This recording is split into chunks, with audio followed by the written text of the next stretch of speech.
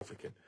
La deuxième raison pour laquelle ils ont choisi cela, c'est quoi? C'est que notre groupe ethnique des Peuls africains est présent dans plusieurs pays. Il est présent en Mauritanie, il est présent au Sénégal, il est présent en Gambie, il est présent au Mali, il est présent en Guinée, il est présent en Côte d'Ivoire, il est présent au Burkina, il est présent au Niger, il est présent en Libye, il est présent au Tchad, il est présent au Cameroun, il est présent au Nigeria, il est présent au Bénin. Donc en fait, ils ont bien étudié la cartographie ethnique. Ils ont dit, dans quel groupe ethnique devons-nous absolument constituer des milices afin de créer une situation qui ressemblerait en réalité à une traque contre une ethnie.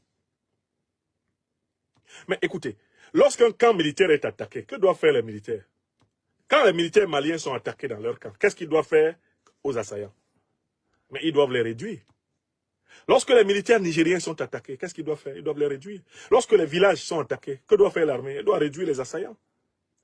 En allant réduire les assaillants, l'armée ne part pas régler des comptes avec un groupe ethnique. Elle va régler des comptes avec les terroristes. Ce n'est pas parce qu'ils sont Peuls, éventuellement, ceux qui tombent, qu'ils sont abattus par l'armée, mais parce qu'ils sont terroristes. Ce n'est pas leur qualité de Peul qui est en cause. C'est l'activité terroriste. C'est l'activité terroriste. Or, actuellement, la narration de RFI, de France 24, de TV5, de Jeune Afrique, de l'AFP, essaye d'accréditer l'idée qu'on rechercherait en particulier des individus parce qu'ils sont Peuls. Et qu'on décréterait qu'eux, ils sont nécessairement terroristes. Et qu'on les éliminerait pour cela. Pourtant, ce sont les mêmes organes de presse qui sont très heureux de raconter la supposée attaque du camp de Dioura, l'attaque de Djibo. Regardez comment ils se délectent pour dire comment on a tué des militaires. Et à ce moment-là, vous ne voyez jamais RFI, France 24, vous ne voyez jamais Jeune Afrique, vous ne voyez jamais l'AFP faire le décompte des ethnies qui ont été tuées. Des ressortissants des ethnies qui ont été tués par les terroristes. Parce qu'en fait, si on s'intéressait aux militaires tombés au front, on se rendrait compte qu'ils sont de toutes les ethnies africaines. Puisque les armées africaines sont multiethniques. Lorsqu'on attaque un camp au Mali, au Burkina, au Niger, au Nigeria, au Cameroun, lorsque les terroristes l'attaquent, quand ils attaquent un village, pour le raser, ils ne cherchent pas à savoir s'il y a un Peul qui dort dedans. Car la mission qui leur est donnée, c'est de déstabiliser l'Afrique de telle façon que les pays africains aient besoin de la présence militaire occidentale. Et dès que cette présence militaire occidentale s'impose, alors les multinationales occidentales vont contrôler l'uranium, l'or, le manganèse, le pétrole, le gaz, le coltan.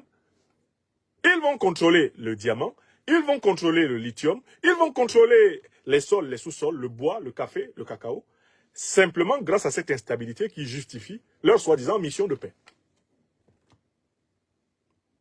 Donc, une fois que vous avez compris ce mécanisme, que vous soyez Peul ou pas Peul, vous ne pouvez pas participer à la propagande du génocide anti-Peul.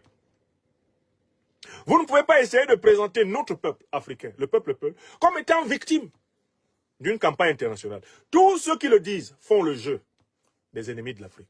Ils font le jeu de la France-Afrique. Ils font le jeu du néocolonialisme français. Ils font le jeu de l'impérialisme occidental. Tous ceux qui se présentent comme les défenseurs d'une soi-disant cause Peul, qui serait identique avec la cause des groupes terroristes qui ensanglantent l'Afrique.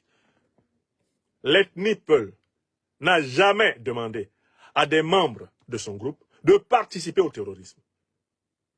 Les jeunes Peul, les adultes Peul, qui adhèrent au groupe terroriste, sont responsables de leur tête qu'ils risquent.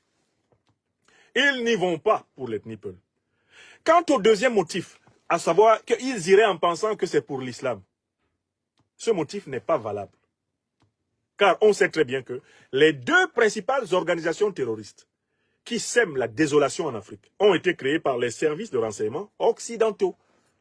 L'actuel président des États-Unis d'Amérique, Donald Trump, a révélé en Mondovision, et il a donné récemment toutes les preuves, que l'État islamique et Al-Qaïda ont été créés par les renseignements généraux américains, les renseignements généraux occidentaux. Ne me dites pas que les Américains vont créer une organisation pour répandre l'islam. Ne me dites pas que les Occidentaux, là, l'OTAN va créer une organisation pour répandre l'islam. Ne me dites pas que le Mossad va créer une organisation, c'est pour répandre l'islam.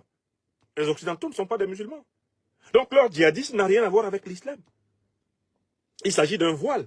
Le concept de djihadisme a été utilisé en réalité comme un voile pour empêcher le monde de savoir qu'il s'agit d'agents de déstabilisation au service de l'impérialisme, du néocolonialisme. Tenez, ils sont en train de faire la propagande de toutes les attaques terroristes qui sont perpétrées en Afrique. Ils jubilent. J'ai même vu un journal qui est très content de dire que les soi-disant djihadistes, en fait les terreaux impérialistes, ont décimé tout un camp militaire au Mali. Ils disent ça, ils sont contents.